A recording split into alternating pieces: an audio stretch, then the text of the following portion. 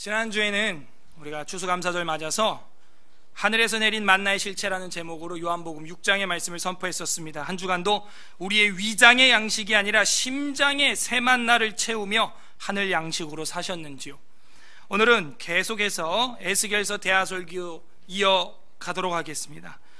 대적을 멸하시는 하나님이라는 제목으로 오늘은 25장, 26장 특별 계시를 선포하겠습니다. 다 함께 따라하겠습니다. 대적을 멸하시는 하나님. 네, 그 전에 에스겔서 24장은 어떤 제목으로 설교를 했었죠? 예, 녹슨 사랑의 최후. 그래서 녹슨 가마 이야기를 해서 녹슬 없어지기보다는 달아서 없어지자. 소나무도 푸를 때 패야 쓸모가 있고 백합화도 지기 전에 떨어져야 향기롭다 라고 하는 우리 믿음의 선배님들의 말씀도 한번 살펴봤었습니다. 질문하겠습니다. 우리에게 과중한 고통이 지속될 때 하나님의 사랑을 느끼십니까? 내가 잘못한 것도 알고 내가 지금 징계 중인 것도 알겠는데 더 힘들게 때린데 또 때리고 더 때리는 사람이 주변에 있거나 상황이 계속 설상가상으로 펼쳐질 때 굉장히 힘듭니다. 그 정체가 나의 원수이고 대적일 때는 더욱더 심적으로 육적으로 고통스럽습니다. 더욱이 나는 믿는 사람이고 나에게 고통을 가하는 사람이 비기독교인일 경우에, 그리고 그 사람이 더 기고만장해서 믿음 없음을 자랑하고 그 힘과 능력으로 나를 무시하고 내려 누를 때 도대체 하나님은 어디 있는가? 내 삶에 하나님은 온데간데 없고 한탄스러울 때가 있습니다. 하지만 어둠이 짙어갈수록 새벽이 가까우는 것처럼, 또 유다가, 가룟 유다가 예수님을 팔 마음을 먹고 예수님이 주신 떡을 먹고 나니까 밤이 되었을 때 뛰쳐나가는 가룟 유다를 보면서 예수님이 지금 인자가 영광을 받았고 하나님도 영광을 받으셨다 라고 말씀하시는 요한복음 13장의 말씀이 우리에게는 큰 위로가 되는 겁니다. 가룟 유다가 예수님 팔려고 마음 먹고 떡을 주시는 떡을 먹고 회개한 게 아니라 팔려고 나갔다니까요. 그런데 예수님께서 하는 말씀은 지금 유다가 저렇게 먹고 뛰쳐나갔는데 지금 내가 영광을 받았고 우리 아버지께서도, 아버지 하나님께서도 영광을 받으셨다라고 요한복음 13장 31절 이하에 나와요. 이렇게 우리가 고통을 어떻게 승화시킬 것이냐, 우리 기독교인들에게는 아주 큰 여기에 신학이 담겨져 있습니다. 저 또한 교통사고가 나서 중환자실에 들어가 있을 때 이미 하나님은 영광을 받으신 거 아닐까요? 교통사고 나서 중환자실에서 사경을 헤매고 있을 때 이미 하나님은 이 서울 에스라 교회를 받으신 거예요. 거기까지 봐야 되는 거예요. 내가 고통 중에 있을 때 지금 하나님이 영광을 받으셨다, 이게 보이면 이 고통을 넘어갈 수가 있습니다. 오늘 성경 본문에는 하나님의 징계를 받아서 아파하고 있는 예루살렘이 나오는데, 그 예루살렘을 더 괴롭히는 여러 국가가 동시에 등장을 합니다. 이스라엘 입장에서는 그 나라 신이 더 강해 보이기도 하고 여호와 하나님은 온데간데 느껴지지가 않아요. 자신들의 모습이 얼마나 황폐하고 초라하고 처량한지 그지할 수 없어요. 원수들은 더 포악하게 길길이 날뜁니다. 참소하고 멸시하고 조롱합니다. 하지만 그때 하나님께서 자신의 백성들을 돌아볼 뿐 아니라 그 주변 국가들을 향하여 진노의 손길을 펼치세요. 그리고 주변 국가들은 쇠약해지지만 하나님의 나라 다윗의 장막은 영원히 무너지지 않고 도리어 지금 2017년까지도 그 장막은, 그 왕조의 능력은 세워집니다. 부디 오늘 말씀을 통해서 과중한 고통 속에서도 하나님의 애끓는 사랑을 만나는 은혜가 있으시기를 주님의 이름으로 간절히 소망합니다. 에스겔 25장, 우리가 이제 25장부터 35장까지가 다 통째로 열국 심판이라고 하는 이방 심판에 대한 말씀인데, 이런 이야기는 에스겔에만 이렇게 삽입되어 있는 게 아니고 이사야서, 예레미야서 이런 데도 보면 작은 책 중에서도 아모스 이런 책들을 보면은 열국 심판에 대한 이야기가 꼬박 빠지지 않고 들어가 있어요.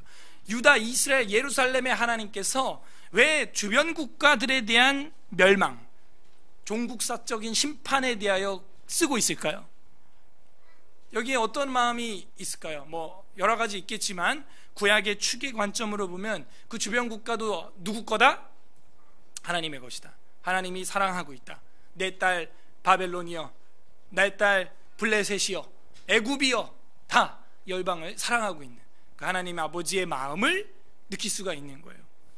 그래서 여기 에스겔에도 어김없이 이방 심판에 대한 이야기가 나오는데 25장에 무려 4개의 나라에 대한 운명이, 우리는 운명을 믿지는 않지만 4개의 나라에 대한 그 멸망이 명시되어 있어요.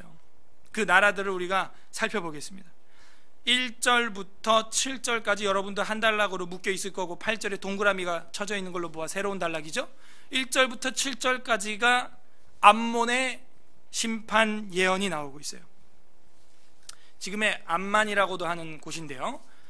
여호와의 말씀이 또 내게 임하여 이르시되 그랬죠.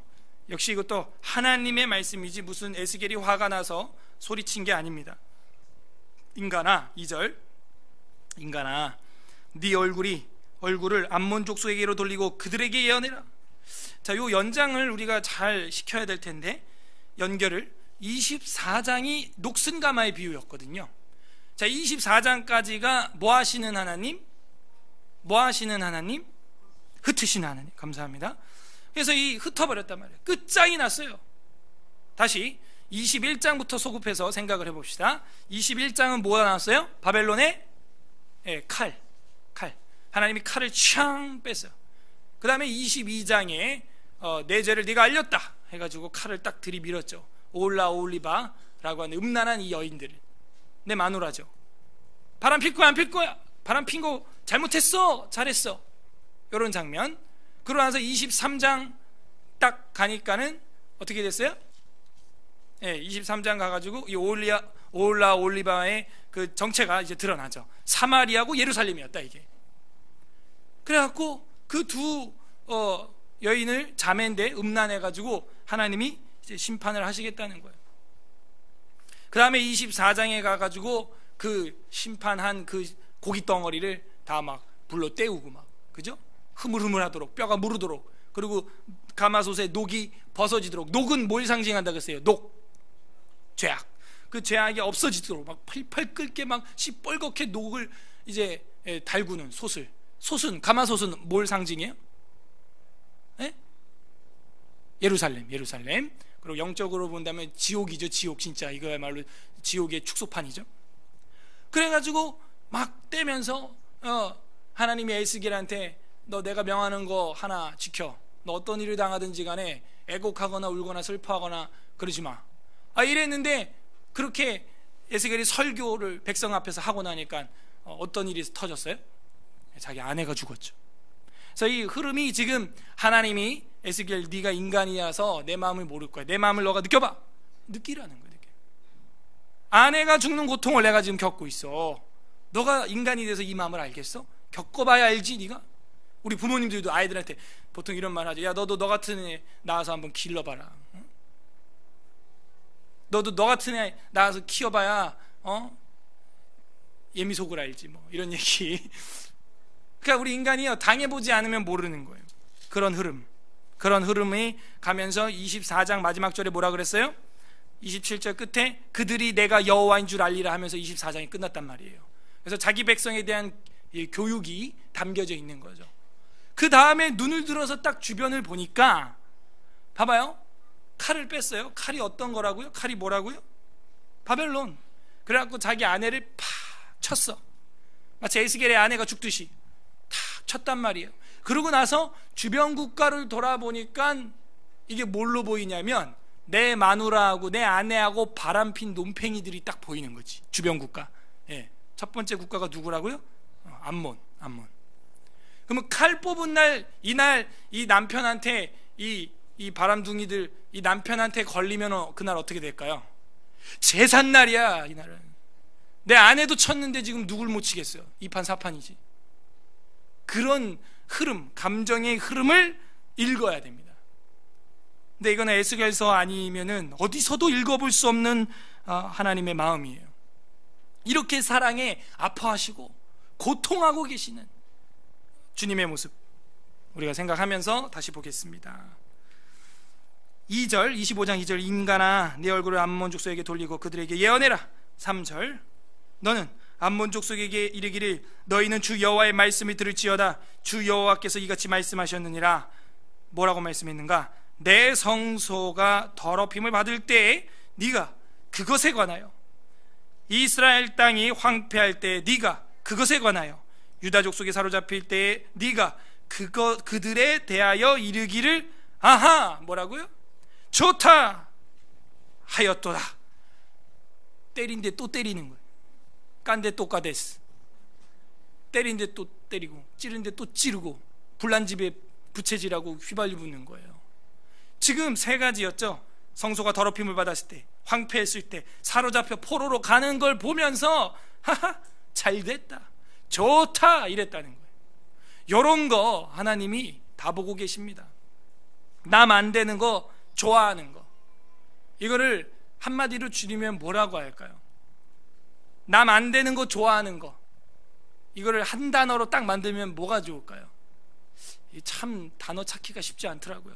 우리 마음에도 그런 게 있죠. 남 안 되는 거 되게 좋아하는 거 있잖아요. 그런 마음을 뭐라 그래요? 예? 남 안 되는 거 좋아하는 거. 쌤통? 쓰레기통, 깡통? 근데 제가 단어가 생각이 안 나가지고 오죽하면 지식인 네이버에 물어봤어요. 남 안 되는 거 좋아하는 마음을 뭐라고 그러냐? 남 안 되는 걸 막 좋아하는 마음, 그걸 뭐라 그러냐? 어떤 그 감정을 뭐라고 하나? 쌤통? 쉽지가 않더라고요.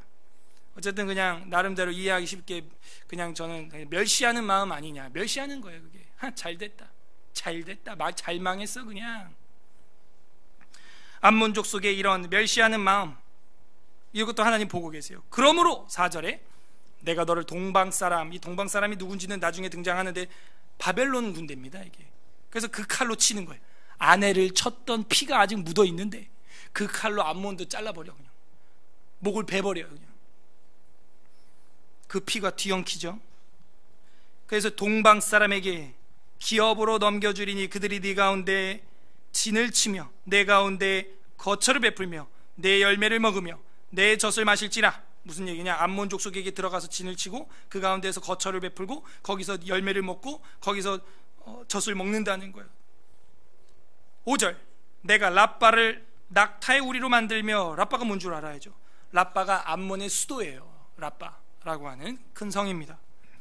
암몬 족속의 땅을 양떼가 눕는 곳으로 삼은즉, 아니 도시, 가장 큰 도시가 양떼가 눕는 곳이 된다고? 우리 깐처럼 황폐해진다는 얘기죠.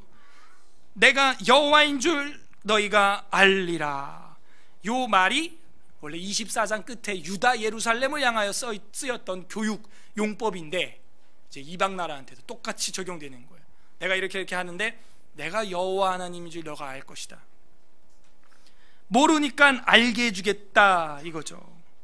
요 방식은요, 출애굽할 때 바로 왕한테 내려갔던 징계랑 똑같아요. 그래서 출애굽이 아니라 이제는 출바벨론을 준비하는 그런 걸 보여주고 있습니다. 6절, 주 여호와께서 이같이 말씀하시느니라. 네가 이스라엘 땅에 대하여 손뼉을 치며 발을 구르며 마음을 다하여 멸시하며 즐거워하였나니. 그죠? 멸시라고 나오죠. 그래서 멸시라는 단어를 선택을 했어요. 그런즉 내가 손을 내 위에 펴서, 이 하나님의 손이 펴진다라고 하는 것은요, 두 가지 의미가 있는데, 자기의 친 백성을 향하여서는 강한 하나님의 은혜, 강력한 하나님의 손, 하나님의 그 도우심, 그 하나님의 손을 편다라고 표현도 하지만, 믿지 않는 자들에게는 하나님의 진노, 하나님의 징계, 이런 게 하나님의 손으로 표현이 됩니다. 이 암몬에게 펼쳐지는 거니까 하나님의 진노고 하나님의 그 징계를 이제 보여주고 있는 것이죠. 자, 그래서 7절 그런즉 내가 손을 네 위에 펴서 너를 다른 민족에게 넘겨주어 노략을 당하게 하며 너를 만민 중에 끊어버리며 너를 여러 나라 가운데서 패망하게 하여 멸하리니 내가 주 여호와인 줄 너희가 알리라 하셨다 하라. 그래서 이 암몬의 이 멸시하는 태도, 하나님이 반드시 멸한다는 거예요. 8절 두 번째 국가는 모압이 나옵니다. 주 여호와께서 이같이 말씀하셨느니라. 모압과 세일. 자, 모압은 국가고 세일은 모압의 도시죠. 세일산, 에서가 도망갔던 그곳이죠. 이르기를 유다 족속은 모든 이방과 다름이 없다, 이렇게 말을 했다는 거예요. 유다 족속은 모든 이방과 다름이 없다. 이거 완전 신성모독이죠. 하나님을 이방 귀신이랑 같은 급으로 취급을 하는 그런 게 나왔어요.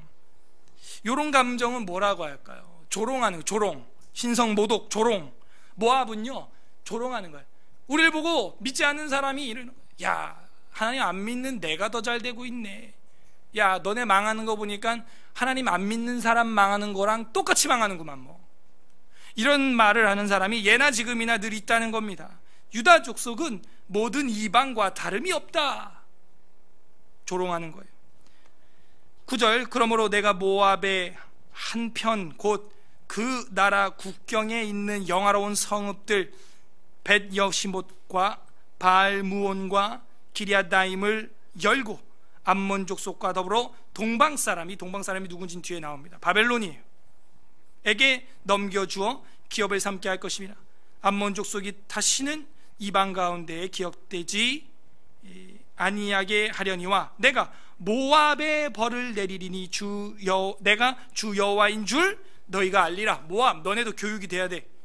세 번째 국가는 에돔입니다. 12절 주 여호와께서 이같이 말씀하셨느니라. 에돔이 유다 족속을 쳐서 원수를 갚았고 원수를 갚음으로 심히 범죄했다.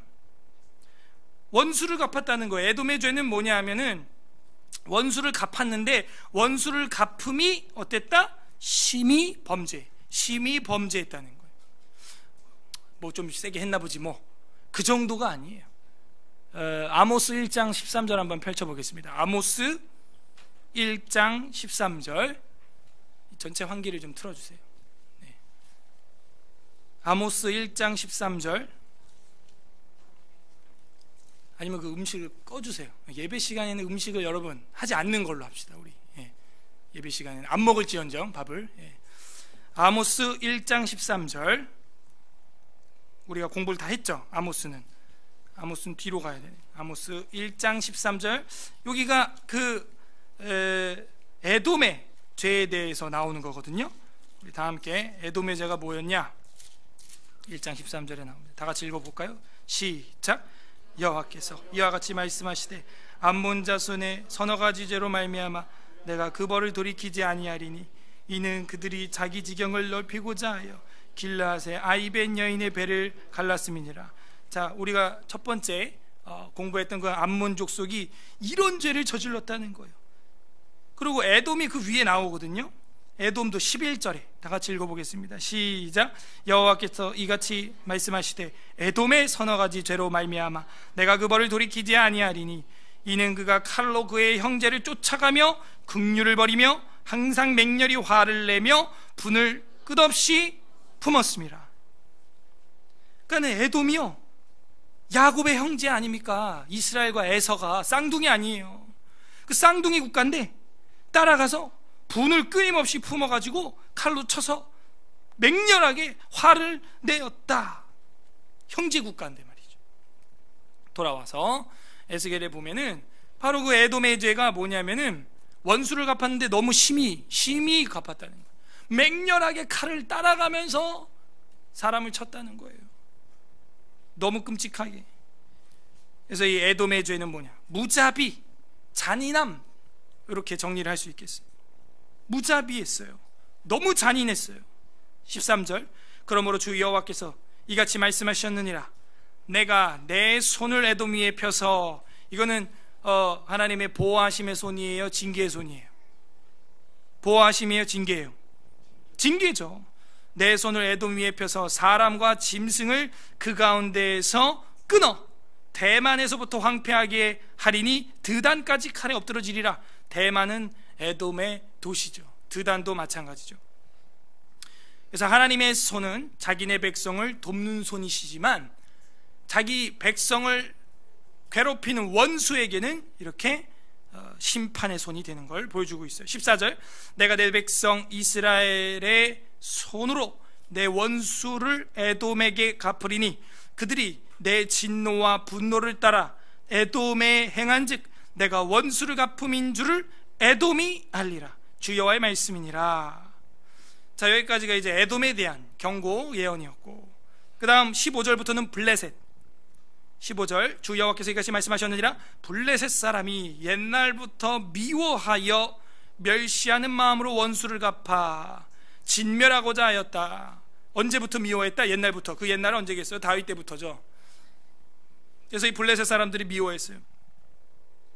이 블레셋의 감정은 뭐 바로 나와 있냐, 미워하는 거예요. 우리도요, 어떤 일을 해나가는데 여러분을 미워하는 블레셋 같은 세력이 있을 수 있어요. 옛날부터 미워하는 거예요. 입사 시기부터, 초기부터, 입학 초부터, 새 학기부터 그냥 뭐가 그렇게 언제 날 알았다고 그냥 미워해요. 그냥 예수 믿는다는 것 때문에. 아니면 그냥 아무 이유 없이. 신학교에도 그런 게 있어요. 신학교에 저는요, 셋째 줄 뒤로 앉은 학생들 이름도 기억이 안 나요 지금. 6학기를 다 맨날 여기 앞에 가운데만 앉았고 교수님 이름 외우기도 힘들어 죽겠는데, 뒤에 한 70명 같이 이렇게 전사님들이 한 반이었는데 뒤엔 뭐 이름도 몰라요. 제가 성도 모르고. 그런데 이제 앞에서 제가 발제를 하고 뭐 여러 가지 이렇게 하면은 저는 모르겠는데 저를 좋아하는 전도사님이 돌아서 알려주는 거예요. 아, 저 전사님 되게 질투한다고. 제가 무슨 해코지를 한 것도 아니고 그 교회 뭐 성도를 내가 뺏어온 것도 아니고 뭐 이렇게 한 것도 아니거든요. 신학생을 괜히 그렇게 미워해요. 괜히. 블레셋이 그렇게 미워하는 거예요. 다윗을, 유다를, 예루살렘을 옛날부터 미워해요. 뭐가 그렇게 미운지. 이 미움이라고 하는 감정이 우리에게 다 있습니다. 아기가 찡찡거리고 울고 하는 게 속에서 거북한 분들 예배 드릴 때 왜 그런 줄 알아요? 애가 사랑스럽지 않은 거예요. 그죠? 내 새끼면요, 여기서 뒤집어 엎어도 사실은 뭐 방해를 안 받아요. 뒤집어 엎어도 가만히 있으면 안 됩니다. 그렇다고 우리 아이들 키우시는 분들 애들이 울거나 그러면 잠깐 나갔다 올 수 있죠. 우리 주일학교에 아이들이 뛰고 둥글고 뭐 2층이 뭐 뒤집어지든지 뭐 바닥이 옛날 같지 않아요. 제가 올라가 보니까 언젠가 무너질 것 같아요. 저기 이제 많이 들어갔어, 내려갔어요. 함몰 돼가지고. 그래서 안 올라갑니다. 저는. 뭐 무너지든지 뭐 빵꾸가 나든지 말든지 뭐. 그게 못마땅한 분들은 왜 그런 줄 알아요? 그 아이들이 사랑스럽지 않은 거예요. 그죠? 우리 교회에 이제 어르신들이 계시는데, 우리 청년들이 그 어르신들 볼 때마다 아우 답답하고 따분하고 아주 그냥 고리타분하고 너무 시대 안 맞는다, 아우 신내나 그냥 이런 마음을 먹고 있는 청년이 여기 있다면 왜 그런 거예요? 그 어르신들이 사랑스럽지 않은 거예요. 반대로 말하면 뭔 줄 알아요? 약간의 미움이 있는 겁니다. 그 마음속에. 사랑하면은 여기서 어떻게 몰아내요. 이 자리에서 힘들어도 우리 아이들 예배 훈련해야 한다. 여기서 해야지. 뭐 방에 집어넣고 예배가 되겠어요 애들이? 저기 들어가면 놀자판이에요. 일단 잠자거나 돌아다니거나. 그러니까 여기서 예배 드리다가 훈련하다가 조금 힘들어하면 이제 빠졌다가 다시 또 이제 와가지고 또 예배 드리다가 힘들어하면 또 빠졌다가 그렇게 연습을 이제 시키는 거거든요. 어떤 목사님 뭐라 그런 줄 알아요? 제가 하는 얘기가 아니에요. 그렇게 애기 소리가 거슬리면 너가 방에 들어가. 너가 바꿔 너가 들어가. 우리도 한번 바꿔야겠다. 잠옷실이 아니라 뭐라고 해야 돼 저거를? 뭐라 할까? 피해쳐? 도피쳐? 뭐 해가지고 도저히 난 시끄러워서 예배 못 드리겠다 하는 사람 들어가 저 방으로. 애들 다 나오고 바꿔. 기분 나쁘죠? 애들한테는 왜 그래? 애들한테는 왜 그래? 기분 나쁘게. 사랑이 없는 거예요. 약간의 미워하는 마음이 있는 겁니다. 그러니까 우리 학생들이, 청년들이 어르신을 볼 때도 그런 마음이 혹시 있었다면 회개해야 돼요. 오늘 블레셋 같은 마음이야 그거는. 우리 어른들이 우리 애기들 바라볼 때 그런 마음이 있다면 회개해야 돼요. 블레셋 같은 마음인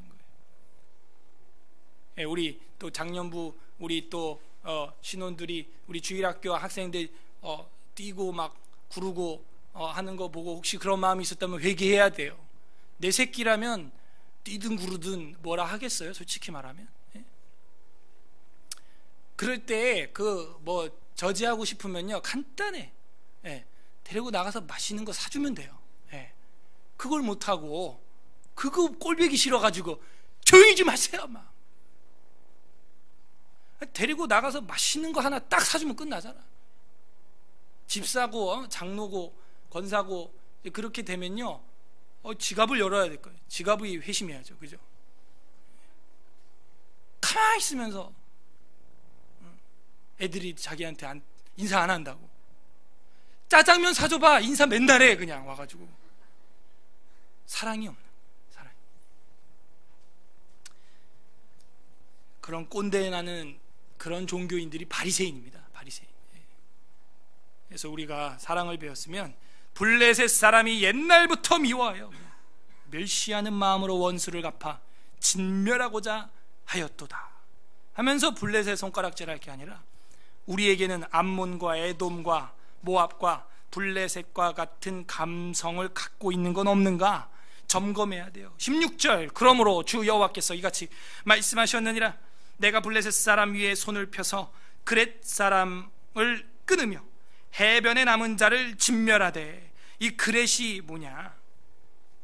그레데 사람을 그렛 이렇게 한 것 같고, 원주민, 그러니까 블레셋의 원주민 격에 해당한다라고 이제 많은 학자들이 이야기를 합니다. 그래서 이 손을 펴서 그렛 사람을 끊으며 해변에 남은 자를 진멸하되. 17절 다 같이 읽어볼까요? 시작. 분노의 책벌로 내 원수를 그들이 크게 갚으리라. 내가 그들에게 원수를 갚은즉 내가 여호와인 줄을 그들이 알리라 하시니라. 아멘. 꼬박꼬박 나오죠. 내가 여호와인 줄 그들이 알리라. 블레셋이 가지고 있는 감성은 미움과 보복이에요. 정리해볼까요? 25장. 암몬 족속은 멸시합니다. 하나님 여호와를 믿는 민족이 힘들어할 때, 황폐할 때, 사로잡혀갈 때, 성소가 더러워졌을 때 더 아하 좋다 이러고 있다는 거예요. 그런 감정 우리 그리스도인들에게는 당연히 있어서는 안 돼요. 모압 족속은요, 유다 족속은 모든 이방과 다름이 없다 조롱을 합니다. 조롱을 해. 그럴 줄 알았어. 그게 뭐야? 우리도 이런 조롱하는 마음을 버려야 돼요. 세 번째, 에돔은 어땠습니까? 무자비했어요. 잔인했어요. 따라가면서 칼질했어. 따라가면서 형제국가가 무자비했어요. 잔인했어요. 네 번째, 블레셋은 어땠어요? 미워하고 보복하려고 하는 그 복수심을 가지고 있었어요. 미워하고 말이죠. 자, 근데 이 25장 안에는 4개의 나라 이야기가 나와 있어서 우리한테 충격이 되기도 하지만, 더 반전은 뭐냐면 26장부터 한 나라가 등장하는데 그 두로라고 하는 나라입니다. 근데 이 두로라는 나라에 대해서는 26장이 21절까지 있는데 전부 다 이게 두로에 대한, 한 나라에 대한 이야기고, 26장이 아니에요. 27, 28장까지 3장에 거쳐서 다 두로에 대한 나라예요. 그 지면의 할애라는 건 굉장히 중요한 겁니다. 성경 해석학에서 지면의 할애가 많으면 많을수록 중요하다라고 생각하는 것이 지당한 것이죠.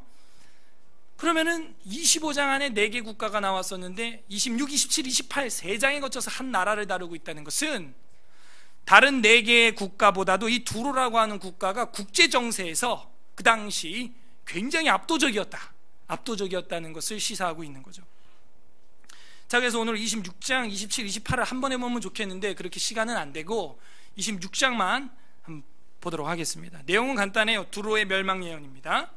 패턴은 비슷한데 26장 1절, 11째 해 어느 달 초하루에 여호와의 말씀이 내게 임하여 이르시되, 2절, 인간아 두로가 예루살렘에 관하여 이르기를, 아하 만민의 문이 깨져서 내게로 돌아왔도다. 그가 황폐하였으니 내가 충만함을 얻으리라 하였도다. 이게 무슨 얘기냐면 만민의 문이 깨졌다는 거예요. 예루살렘이 뭐였다? 만민이 통하는 문이었다는 거예요. 그렇죠. 이 예루살렘을 지나가는 사람들이 메소포타미아 지역을 지나가지고 예루살렘을 꼭 통과해야 이 북서쪽이나 애굽이나 이런 쪽으로 지중해 쪽으로 진출을 할 수 있지 않겠어요? 남쪽으로 애굽 쪽으로 진출할 수 있지 않겠어요? 구스 쪽으로. 그래서 이 예루살렘은요 그 병목과 같았어요. 딱 길목에 있었죠. 지리학적으로 볼 때 그 만민의 문, 온 세계의 문이었다는 거예요. 근데 그 문이 깨져서 이제는 내게 돌아왔다. 내가 이제 문이 되었고 황폐해져서 이제 내가 충만해졌다. 그래서 자기가 이제는 번성할 것이다. 왜? 예루살렘이 망했으니까, 바벨로니아에 무너졌으니까 이젠 우리가 부흥하겠다. 히히낙낙 하는 거예요. 이거는 어떤 감정일까요? 갈취하는 거죠. 갈취. 남의 거를 자기 걸로, 이제 남의 망함이 나의 기쁨이 되는 거예요. 나의 기쁨이 되는 거예요. 저 가게가 문 닫았으니까 이제 우리 가게가 번성하겠지. 잘 망했다. 이제 모든 게 다 우리 통해서 통과해야 되는구나. 그런 마음을 하나님이 절대 기뻐하지 않는다라고 하는 거예요. 교만하면서 갈취하는 이런 두로의 마음. 그리고 이 두로는요, 여러분 잘 아는 솔로몬과 아주 친한 국가입니다. 두로왕 히람이라고 하는 사람이 예루살렘 성전과 솔로몬 궁전과 이 모든 건축 자금과 기술력과 이 테크닉을 다 동원해 줬어요. 금이 어마어마했습니다. 아무튼. 그래서 그리고 이 해변 도시이기 때문에 이 무역이 아주 활발하게 일어났어요. 자색 염료와 금속 세공과 유리기구와 기름과 포도주와 노예들 사고 파는 것과 인력이 필요하지 않겠어요? 말, 그 다음에 나무, 백향목 뭐 이런 거 등등 수출로 엄청난 부를 누렸습니다. 이건 우리가 열왕기서하고 역대기에서 충분히 확인이 돼요. 그래서 이곳은 이스라엘에 의해서 유일하게 정복당하지 않은 이방 국가였기 때문에 어떤 피해도 입지 않고 계속해서 살쪘어요. 두로왕 히람이 그래서 이 솔로몬과 다윗과 우호적으로 아주 관계를 잘 지내가지고 무역이 아주 왕성하게 일어났던 그런 국가입니다. 솔로몬도 이 두로를 향하여 백향목하고 잣나무하고 성전의 그 놋기둥, 야긴과 보아스 뭐 이런 거, 놋바다 그 소 12마리가 한 5m 정도 되는 큰 이 우물 같은 그 놋으로 만든 물 통인데, 그 만드는 재료를 그 두로를 통해서 수입을 한 거예요. 그리고 두로에서 유명한 여자가 바로 이세벨이죠. 두로왕 엣발의 딸 그 이세벨이 이 나라 출신인 겁니다. 그리고 이 국가가 얼마나 기름졌는지, 섬이었거든요. 원래 섬, 약간 이렇게 떨어져 있는 섬이 이렇게 이 두로였는데 지금은 섬이 아닙니다. 왜냐하면 우리가 잘 알고 있는 알렉산더라고 하는 이 대왕이 그 두로를 얼마나 관심에 두고 있었는지 다리를 놔버렸어. 다리를. 그 시대 방파제처럼 막 바다를 메꿔가지고 아무튼 알렉산더가 대단한 사람이긴 해요. 다 바닷물을 메꿔가지고 길을 내버렸어. 다리를 놔버렸어. 그래갖고 지금 반도가 됐습니다. 그래갖고 육지가 된 거예요. 그 정도로 탐나는 그런 나라가 두로. 그래서 신약 시대에도 사실은 상업의 중심지였는데 한 636년 이제 멸망을 하게 되죠. 지금은 아주 작은 그냥 마을로, 도시로 전락해 있습니다. 왜 그렇게 전락됐느냐? 바로 이 26장에 예언했기 때문이죠. 자, 그렇게 갈취하고 교만하더니 3절, 그러므로 주 여호와께서 이같이 말씀하셨느니라. 두로야, 내가 너를 대적하여 바다가 그 파도를 굽이치게 함같이 여러 민족이 와서 너를 칠 거야. 그들이 두로의 성벽을 무너뜨리며 그 망대를 헐 것이요, 나도 티끌을 그 위에서 쓸어버리며. 무슨 얘기냐면 두로 땅 그 섬 위에 있는 모래 그런 거 다 긁어가지고 바다에 넣어버리겠다는 겁니다. 맨바위가 되게 하며 바다 가운데 금을 치는 곳이 되게 하리니. 바다 가운데 금을 치는 곳이라. 이 번역이 잘못됐는데, 금을 친다 그러면 우리는 바다 속에 이렇게 금을 내려서 물고기 잡는 줄로 아는데요, 그게 아니고요. 지금은 그 맨바위 위에다가 이제 그물을 치는, 펼치겠다는 거예요. 이게 치다라는 말이 펼치겠다는 거예요. 펼치겠다. 그래서 그물을 말리는 장소로 만들어 버리겠다는 거예요. 금을 말리려면은 그 밋밋한 그 바위가 있어야 되거든. 그 위에다 그물을 널어 놓겠다, 그 얘기입니다. 그래서 그물을 펼치는 곳이 되게 하리니 내가 말하였음이라. 주 여호와의 말씀이니라. 그가 이방의 노략거리가 될 것이요 들에 있는 그의 딸들은 칼에 죽으리니 그들이 나를 여호와인 줄 알리라. 이름 보통 끝나야 되거든요, 한 단락 끝났으니까. 근데 7절에 계속 끊지 않고 이야기가 나와요. 주 여호와께서 이같이 말씀하셨느니라. 내가 왕들 중에 왕 곧 바벨론의 느부갓네살 왕으로 하여금. 동방 사람 아까 계속 그러더니 그게 누군지 나왔죠. 바벨론의 느부갓네살 왕이 동방 사람이. 그래서 무려 13년 동안 두로를 공격합니다. 이 막강한 바벨론이, 이렇게 강력한 바벨론이 13년 동안 두로를 막 깨부셔요. 그래서 엄청나게 쇠약해져요. 하나님의 예언의 말씀대로 역사가 펼쳐집니다.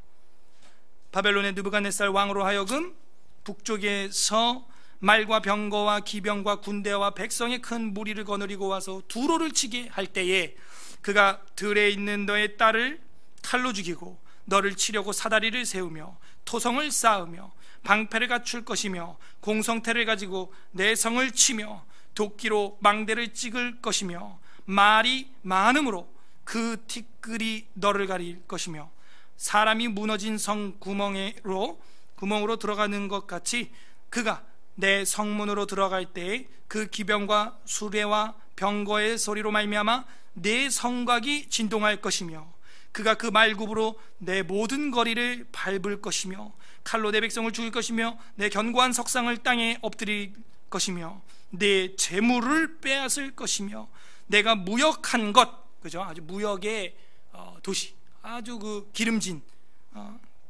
바다 도시라는 걸 여기서 보여주고 있죠. 무역한 것을 노략할 것이며, 그 무역한 것이 아까 제가 막 거론했던 거예요.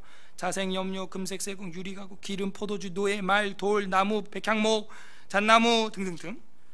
그 무역한 것을 다 노략할 것이며 네 성을 헐 것이며 내가 기뻐하는 집을 무너뜨릴 것이며 또 내 돌들과 내 제목과 내 흙과 흙을 다 물 가운데에 던질 것이라.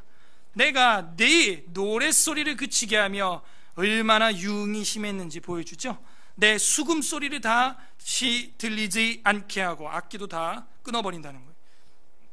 너를 맨바위가 되게 한즉 네가 금을 말리는 곳이 되고, 그죠? 아까 5절에서 금을 친 곳, 금을 펼치는 곳이 된다 그랬죠? 금을 말리는 곳이 되고 다시는 건축되지 못하리니 나 여호와가 말하였음이니라. 주 여호와의 말씀이니라. 그러고 끝나야 되는데 안 끝나요. 15절 주 여호와께서 이같이 두로에 대하여 말씀하시되 네가 엎드러지는 소리에 모든 섬이 진동하지 아니하겠느냐? 곧 너희 가운데 상한 자가 부르짖으며 죽임을 당할 때이라. 그때 바다의 모든 왕이 그 보좌에서 내려 조복을 벗으며. 자, 바다의 모든 왕, 이 바다의 모든 왕이 뭘까? 두로의 모든 왕이? 이상한데? 그러면 왕이 한둘이 아니란 얘기가 되고, 그래서 이 왕이라는 단어를 살펴봤더니 히브리어로 멜레크가 아니에요. 이거는 멜레크가 아니고 그냥 나시라고 되어 있는데 방백, 통치자, 귀족이에요. 귀족. 그래서 왕이라기 하기보다는 제가 볼 때는 그때 바다의 모든 방백들이 그 보좌에서 내려서 조복을 벗으며, 그 의복, 비단 의복을 벗으며 이렇게 하는 게 맞죠. 그 두로의 고관대작들을 말하는 것입니다. 수놓은 옷을 버리고, 고급 옷이죠. 떨림을 입듯 하고, 조복과 수놓은 옷은 벗고 두려움과 떨림을 입어버린다는 거예요. 표현이 떨림을 입듯 하고 땅에 앉아서 너로 말미암아 무시로 떨며 놀랄 것이며 그들이 너를 위하여 슬픈 노래를 불러 이르기를 항해자가 살았던 유명한 성읍이요. 유명하구나. 유명한 곳이에요. 돈이 많은 곳이에요. 무역이 활발한 곳이에요. 솔로몬과 거래했던 곳이에요. 돈이 많은 거예요. 유명한 성읍이요, 너와 너의 주민이 바다 가운데 있어 견고하였도다. 해변의 모든 주민을 두렵게 하였더니 어찌 그리 멸망하였는고. 해변의 모든 주민이라는 것은 지중해 연안의 패권을 딱 잡고 있었다는 겁니다. 18절, 네가 무너지는 날에 그날에 섬들이 진동할 것이요 것임이여 바다 가운데 섬들이 내 결국을 보고 놀라리로다. 너무 유명한 나라가 망하니까 놀라는 것이죠. 19절, 주 여호와께서 이같이 말씀하셨느니라. 내가 너를 주민이 없는 성읍과 같이 황폐한 성읍이 되게 하고 깊은 바다가 내 위에 오르게 하며 큰 물이 너를 덮게 할 때 내가 너를 구덩이에 내려가는 자와 함께 내려가서 옛적 사람에게로 나아가게 하고 너를 그 구덩이에 내려간 자와 함께 땅 깊은 곳 예로부터 황폐한 곳에 살게 하리라. 스올, 쉬운 말로 음부에 떨어지게 한다, 지옥에 떨어지게 한다는 거예요. 네가 다시는 사람이 거주하는 곳이 되지 못하리니 살아있는 자의 땅에서 영광을 얻지 못하리라. 21절 마지막 절 다 함께 읽어보겠습니다. 시작. 내가 너를 패망하게 하여 다시 잊지 못하게 하리니 사람이 비록 너를 찾으나 다시는 영원히 만나지 못하리라. 주 여호와의 말씀이니라. 아멘. 사람이 너네 나라를 찾지만 다시는 영원히 만나지 못하리라. 왜? 하나님이 그렇게 치니까. 하나님이 한번 치면은 그렇게 영광스러웠던 두로도, 알렉산더가 탐냈던 그 나라도 찾아볼 수 없을 정도로 황폐해지고 없어지는 거예요. 두로의 죄악, 교만함과 갈취였습니다. 근데 두로는 여기서 아직 안 끝나요. 다음 주에 보겠지만 27장, 28장 아주 많은 장을 이 두로의 심판에 대해서 지나가고 있습니다. 정리하겠습니다. 나를 향한 대적이 이런 것들이 있을 수 있습니다. 암몬 족속과 같은 세력이 내 주변에서 도사릴 수 있어요. 날 멸시하는 세력들, 모압처럼 나를 조롱하는 세력들, 에돔처럼 나에게 무자비하게 잔인하게 행하는 사람이 있을 수 있겠죠. 블레셋처럼 나를 이유 까닭 없이 계속 미워하는, 질투하고 보복하려는 그런 세력이 저랑 여러분 주변에 있을 수 있습니다. 두로왕 같이 이젠 우리가 할 일을 자신들이 갈취하여 이젠 내가 만민의 문이다, 이제는 나를 통해서 일한다 라고 하면서 교만을 떠는 강력한 두로 같은 세력이 저랑 여러분 주변에 있을 수 있다는 거예요. 내가 잘못한 것도 알겠고 징계 중인 것도 알겠는데 더 힘들게 때린데 또 때리는 이런 환경, 상황, 나를 너무 힘들게 하는 거죠. 하지만 다시 말씀드리는데 가룟 유다가 예수님을 팔러 가는 그 발길이 유대 종교 지도자들, 바리새인과 대제사장들에게 가까울수록 예수님의 영광은 더 밝아지는 거예요. 우리의 삶에 어둠의 권세와 대적을 하나님의 손으로 완전히 멸해 버리심을 우린 이제 믿어야 됩니다. 봐봐요. 이 24장까지 자신의 아내를 치는 고통 속에 있는 하나님이었어요.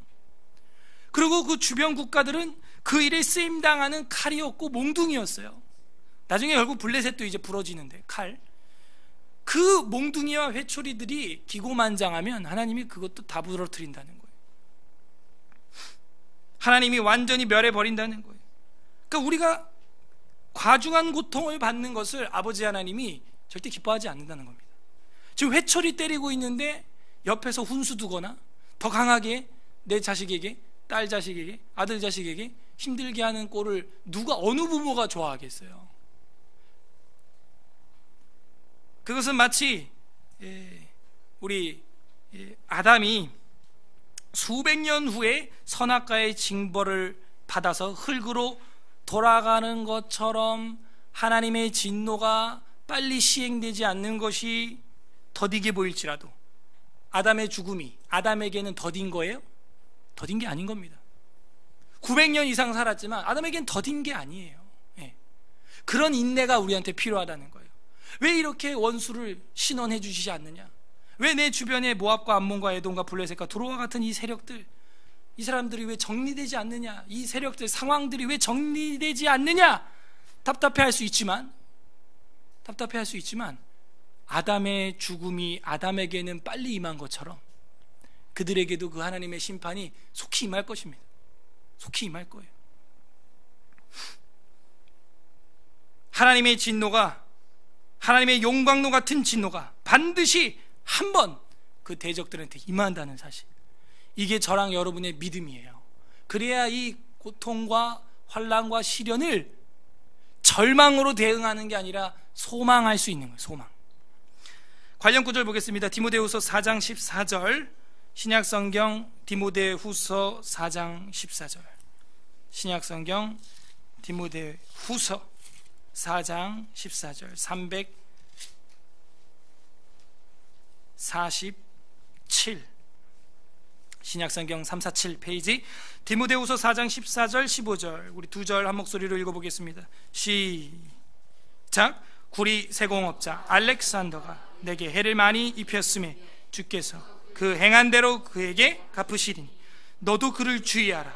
그가 우리 말을 심히, 바울 시대에도 늘 이런 사람들이 있었다는 거예요. 이 알렉산더는 그 알렉산더 대왕이 아니라는 걸 알겠죠. 세공업자, 구리 세공업자인데 내게 해를 적게 입혔습니까? 많이 입혔다. 하나님께서 근데 그가 행한 대로 갚으시리니, 미래형으로 되어 있어요. 미래형. 그 믿음이 있는 거예요.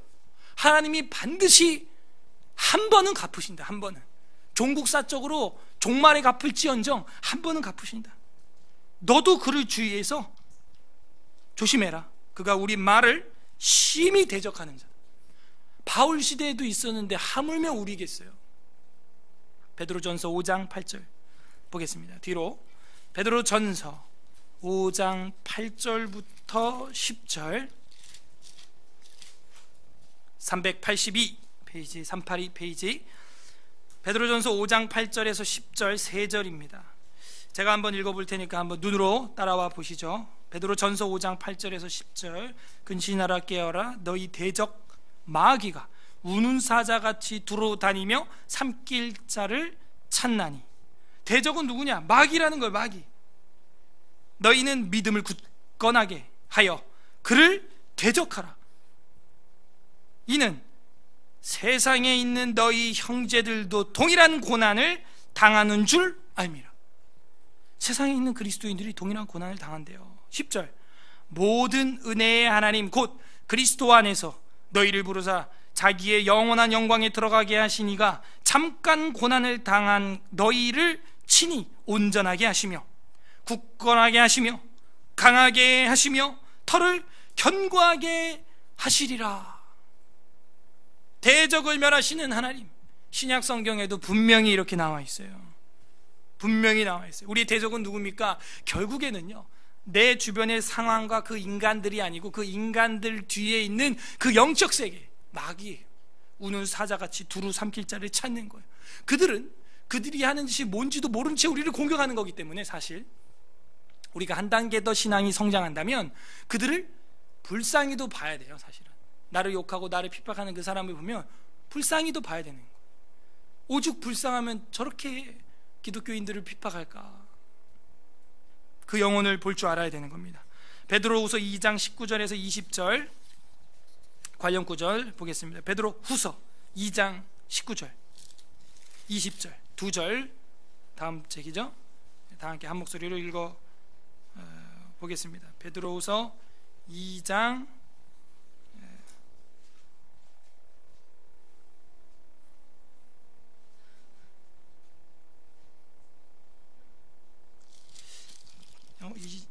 2장 19절이 아닌 것 같은데,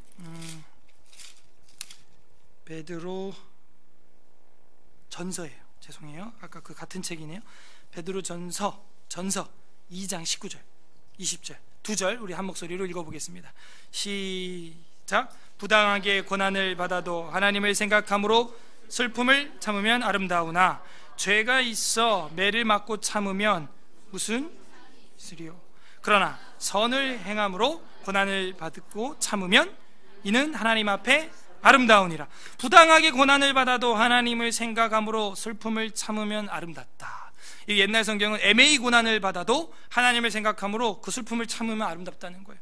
우리는 그렇게 부당하게 고난받기로 택함받은 족속이라는 거예요.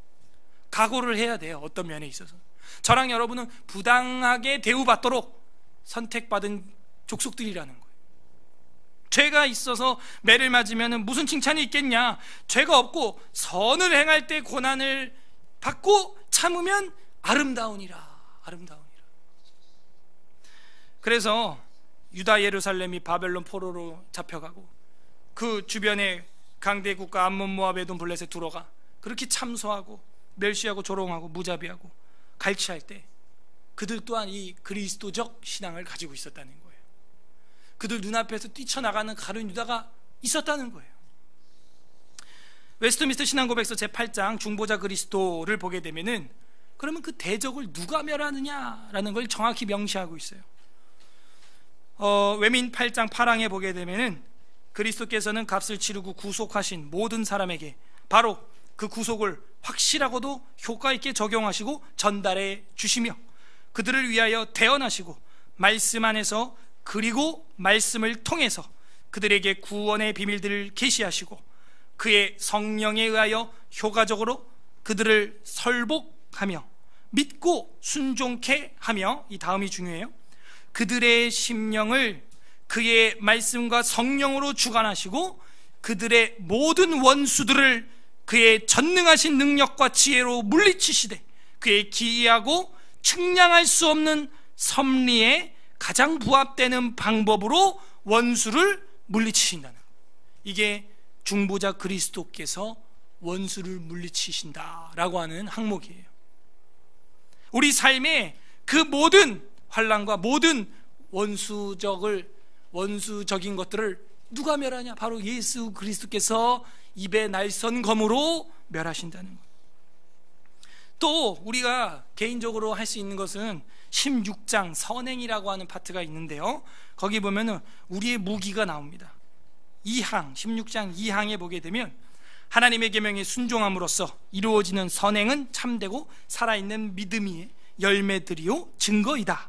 그리고 신자들은 이 선행을 통해서 그들의 감사함을 표하고 그들의 확신을 견고케 하며 형제들에게 더욱 덕을 세우며 복음에 대한 신앙 고백을 돋보이게 하며, 선행을 통해서 말이죠, 형제들에게 덕을 세우고요, 그들의 신앙에 감사와 확신을 견고하게 하고 복음에 대한 신앙 고백을 돋보이게 한대요, 선행이. 그러면서 그 선행이 대적자들의 입을 막고, 이렇게 돼 있어요. 대적자들의 입을 막아버리고 하나님께 영광을 돌린다. 우리가 12월, 이제 다음 주면 12월이고 올해 마지막인데 12월 23일 성탄절 2부 전날 토요일입니다. 성탄절이 25일 월요일이고 2부가 주일 24일이기 때문에 24일 날은 뭘 할 수가 없고, 우리가 매해 했던 사랑의 연탄 나눔이 하루 땡겨져서 12월 23일 토요일이에요. 오전에 관악구의 삼성동에서 하는데, 그러한 선행들이 많아져야 된다. 그러한 선행들이 뭐 하는 거라는 거예요? 우리의 감사의 표현이며 우리의 신앙을 견고하게 하고 형제들에게 덕을 세우며 복음에 대한 신앙 고백을 돋보이게 하고 대적자들의 입을 막아버리는. 그래서 우리가 이 전략을 잘 사용해야 되는 것입니다. 물론 진심에서 일어나서 해야겠죠. 대적자들의 입을 막는 거예요. 그리고 우리 주 예수 그리스도께서 전능하신 능력으로 그 원수를 물리치시고, 같이 이렇게 뭔가 딱 팀워크가 돼야 되는 겁니다. 우리 주님, 대장 되신 주님 앞세우고 우리도 그 주님 따라 제자 되는 걸 보여줘요. 제자 되는 증표가 뭐예요? 면허증이 뭐예요? 제자 면허증이 뭐예요? 너희가 서로 사랑하면 세상 사람들이 너희가 다 내 제자인 줄 알리라. 오늘 말씀에 어떤 하나님 마음이 나와 있나요? 회초리 중에도 자신의 백성을 향해서 눈물 어린 사랑과 애끓는 마음, 그리고 자신의 백성을 과하게 괴롭히는 주변 원수들을 향하여 가만히 있지 못하는 아버지의 심정, 그게 오늘 에스겔 25장 6장의 열국 심판의 이면에 있는 아버지의 마음, 이걸 읽어내야 되는 거예요. 열국 멸한다.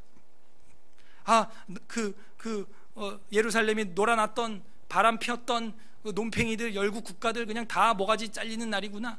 여기 이렇게만 끝날 것도 아니고, 그것도 맞는데 굉장히 중요한데, 그것도 자신의 백성을 얼마나 아끼시는지 그걸 보여주고 있는 겁니다. 고통 중에도 하나님의 사랑을 느껴야 한다는 거예요. 우리는 적용을 해보세요. 하나님의 손을 우리는 바라야 돼요. 이제 바라야 되는 겁니다. 그 손이 펼쳐지면 모든 것이 이제는 정리되는 날이에요. 하나님의 손을 바라고 절망이 아니라 소망하고 이제는 기도하면서 인내해야 하는 것입니다. 기도 외에 이런 유가 나갈 수 없어요. 어떻게 귀신이 나가고 어떻게 대적이 물러가겠습니까? 예수님도 마가복음 9장에서 기도 외에 어떻게 이런 유가 나겠느냐 이런 말을 했어요. 끝맺겠습니다. 우리 주님 예수 그리스도께서도 제자들과 아버지 하나님께 버림받는 듯한 극심한 고통을 겪으셨어요. 예수님도. 하지만 그것을 통해서 은혜의 시대를 열어주신 줄로 믿습니다. 누가복음 22장, 오늘 이제 마지막 성경 보겠습니다. 우리 주님의 모습 한번 살펴보겠습니다. 누가복음 22장 39절, 오늘 마지막 성경 누가복음으로 정리를 하겠어요. 누가복음 22장 39절, 신약성경 135페이지, 누가복음 22장 39절. 이 누가복음 22장 39절에서 46절은 우리가 잘 알고 있는 겟셋마네 기도입니다. 여기는 이제 감람산이라고만 나왔는데 마태 마가복음에 보면은 겟셋마네 동산이라고 정확하게 나와 있습니다. 거기서 우리 주님이 이제 기도하는 습관을 따라 기도하는 장면이 나오는데 제자들은 졸고 있는 것이죠. 그걸 안타까워하는데 주님은 기도할 때 그 땀방울이 핏방울처럼 떨어졌다, 뭐 그런 이야기가 나오는 것입니다. 39절에 보게 되면 예수께서 나가사 습관을 따라서 감난산, 여기가 겟셋마네 동산입니다. 가심에 제자들도 따라갔습니다. 40절, 그곳에 이르러 그들에게 이르시되 유혹에 빠지지 않게 기도하라 하시고 그들을 떠나 돌 떨어질 만큼 가서 무릎을 꿇고 기도하여, 그러니까 거리를 두고 기도했다는 거예요. 그래야 더 집중해서 할 수 있겠죠. 42절, 이르되 아버지여, 만일 아버지의 뜻이거든 이 잔을, 그 십자가의 잔이거든요, 내게서 옮기시옵소서. 그러나 내 원대로 마옵시고 아버지의 원대로 되기를 원하나이다. 자신의 12명의 제자 중에서 한 명이 배신하는 고통도 클진데 완전 등에 칼 꽂고 간 거 아니에요? 이제는 아버지로부터 잠시 분리돼야 되는 듯한 고통을 겪어야 하는 거예요. 그 고통 중에서도 우리 주님은 하나님의 사랑을 알고 계십니다. 43절, 천사가 하늘로부터 예수께 나타나 힘을 더하더라. 그죠? 그 시험과 시련 중에서도 하나님이 도우신다는 거예요. 우리에게 과중한 고통이 지속될 때 하나님의 도우심과 사랑을 느껴야 됩니다. 44절, 예수께서 힘쓰고 더욱 애써 더욱 간절히 기도하시니 땀이 땅에 떨어지는 핏방울같이 되더라. 기도 후에 일어나 제자들에게 가서 슬픔으로 인하여 잠든 것을 보시고 이르시되 어찌하여 자느냐, 시험에 들지 않게 일어나 기도하라 하시니라. 여기는 이렇게 끝나지만 마태 마가복음에 보게 되면 이게 3차례 반복됩니다. 깨우고 또 기도, 또 깨우고 기도하고, 깨우고 이제는 됐다, 끝이다, 가자, 나를 파는 자들이 왔도다, 기도할 때가 이제 끝났다 하는, 기도할 때가 끝나기 전에 우리는 기도해야 되는, 대적을 멸하시는 하나님을 만나려면 기도 외에 이런 유가 나갈 수가 없어요. 기도해야 됩니다. 시험에 들지 않도록 일어나 깨어 기도하라. 예수 그리스도께서도 친히 그 고통을 당하셨고 그 고통을 기도로 승화시키시고 이기셨어요. 이 다음 장 23장 44절에 보게 되면은, 누가복음 23장 44절에 보면은 보세요. 이것이 결국에는 은혜의 시대를 열어주는 것이 되었다라고 제가 말씀드렸는데 그 장면이 나옵니다. 44절에, 24장 44절에 다 같이 44절 45절 읽겠습니다. 시작. 때가 제6시쯤 되어 해가 빛을 잃고 온 땅이 어두움에 임하여 제9시까지 계속하며 성소의 휘장이 한가운데가 찢어졌어요. 성소의 휘장은 지성소와 성소 갈라놓는 건데 1년에 한 번 대제사장만 들어갈 수 있는 곳이거든요, 지성소는. 근데 이게 찢어졌다는, 그럼 뭐예요? 이제는 예수 그리스도를 통하여 누구든지 아버지께로 나올 수 있다는 거, 은혜의 길을 활짝 열어주신 거, 활짝. 46절에 예수께서 큰 소리를 불러 이르되 아버지 내 영혼을 아버지 손에 부탁하나이다 하고 이 말씀을 하신 후에 숨을 거두셨다 하니까 이제 47절에 백부장이 그 된 일을 보고 하나님께 영광을 돌려 이르시되 이 사람은 진짜 의인이었도다 하고 영광을 돌리고 이거를 구경하는 모든 무리들도 가슴을 치며 집으로 돌아갔다 하는 거예요. 이 영광은 언제부터 시작된 겁니까?